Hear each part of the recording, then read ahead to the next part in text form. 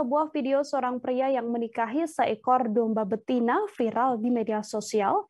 Diketahui pria tersebut merupakan warga Gresik. Saat ditelusuri, terungkap pria yang menikahi domba tersebut adalah Saiful Arif, warga desa Kelampok, Kecamatan Benjeng, Kabupaten Gresik. Dalam video yang viral, ia menjuluki dirinya sebagai Satrio Paningit yang menikahi domba betina. Pernikahan celana itu dilakukan di sebuah pesanggrahan keramat Ki Ageng di Desa Jogodalu, Kecamatan Benjeng, pada Minggu 5 Juni 2022 sore.